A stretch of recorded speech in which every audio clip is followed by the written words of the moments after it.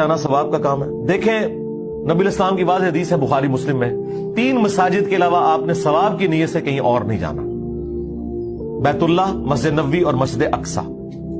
البتہ مسلم شریف میں حدیث ہے، بخاری میں بھی کچھ حصہ موجود ہے کہ جو شخص علم حاصل کرنے کے لیے کسی راستے پہ چلتا ہے اللہ اسے جنت کے راستے پر چلا دیتا ہے، وہ راستہ اس کے لیے آسان کر دیتا ہے۔ علم حاصل کرنے کے لیے آپ کربلا جانا چاہتے ہیں جائیں، آپ یورپ جانا چاہتے ہیں جائیں، امریکہ جانا چاہتے ہیں جائیں، لیکن کسی جگہ کی اس اعتبار سے کوئی فضیلت بنا کے وہاں پہ جانا کہ وہاں جانے سے کوئی زیادہ نمازوں کا ثواب ہوگا، تو اس طرح کا کوئی نیت کرنا اسلام میں کوئی ثابت نہیں ہے۔ ویسے آپ ہسٹوریکل پلیس کے اوپر میری ویڈیو ہے، آپ کربلا کی بات کر رہے ہیں، میں تو کہتا ہوں آپ غیر مسلموں کی بھی جو عبادت گاہیں ہیں ان کی اگر پرانی کوئی تاریخی مقامات ہیں وہ بھی وزٹ کریں۔ قرآن میں ہے سیروا فی الارض، عبرت کے لیے حاصل کریں، ضرور جائیں۔